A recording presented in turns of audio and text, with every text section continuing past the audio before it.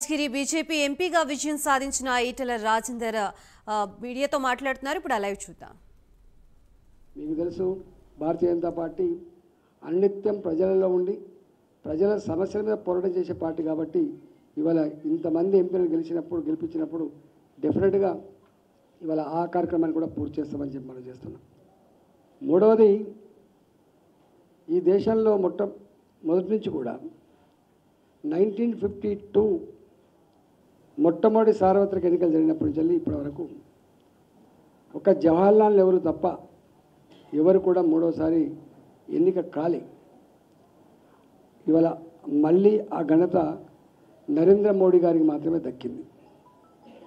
ఆనాడేమో ఈ దేశంలో పెద్ద పార్టీలు లేవు, స్వతంత్రాన్ని తెచ్చిన పార్టీగా ఛాంపియన్ పొంది ఇవాళ ఆ లెగసీలో భాగంగా కాంగ్రెస్ పార్టీకి నెహ్రూ గారు 1952, 57, 62 మూడోసారి కూడా వారు ఎన్నికయ్యారు. 64లో వారు ప్రథమపదించారు. కానీ వాళ్ళ మోడీ గారికి ఏ లెగసీ లేకుండా సంకీర్ణ రాజకీయాలు దేశాన్ని నడుపుతున్నటువంటి ఈ రోజులలో ఒక టర్మే ఉంటే ఇంకొక ప్రభుత్వాన్ని ఎన్నుకుంటున్న ఈ రోజులలో 10 ఏళ్ళు గడితే ముఖం మొత్తి ఇక వద్దుపో అంటున్న ఈ సందర్భంలో ఇవాళ మూడవసారి ముచ్చటగా మళ్ళీ నరేంద్ర మోడీ గారి నాయకత్వంలో 296 సీట్లతో మాతో పాటుగా ఇద్దరు పార్ట్నర్స్ అలయన్స్ తోటి ఇవాళ మళ్ళీ మూడోసారి ముచ్చటగా ప్రధానమంత్రి కాబోతున్నటువంటి సందర్భం మనం చూస్తూ ఉన్నాం.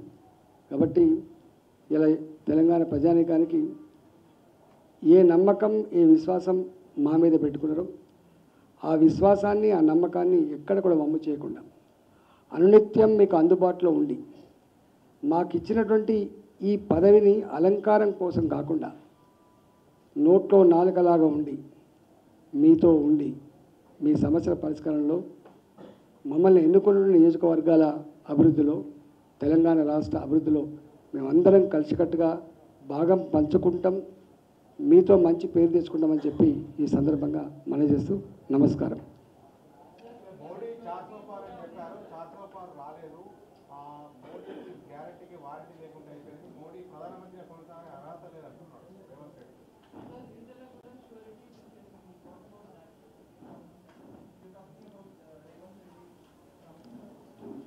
రెండు విషయాలు.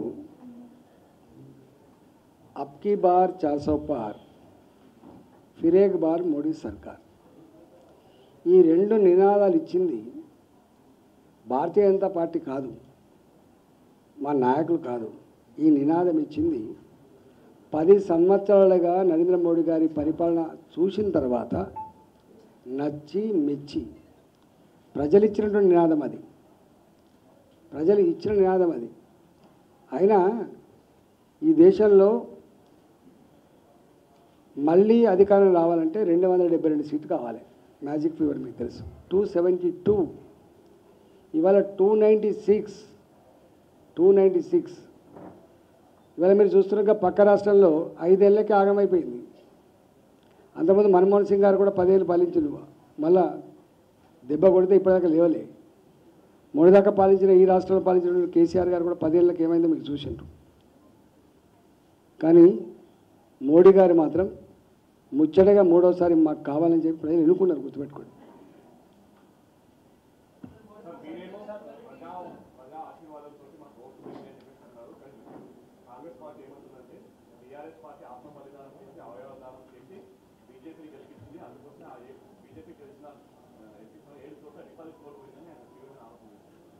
ఒక మాట చెప్పన్నా, నాకు తెలిసి ఖమ్మం, మహబూబాద్ ఈ 2 జాగాలు తప్ప మిగతా అన్ని జాగాలలో గెలిచినాం లేదా మేము సెకండ్ ప్లేస్లో ఉన్నాం. ఒకటి ఇలా గట్లంటే కాంగ్రెస్ పార్టీ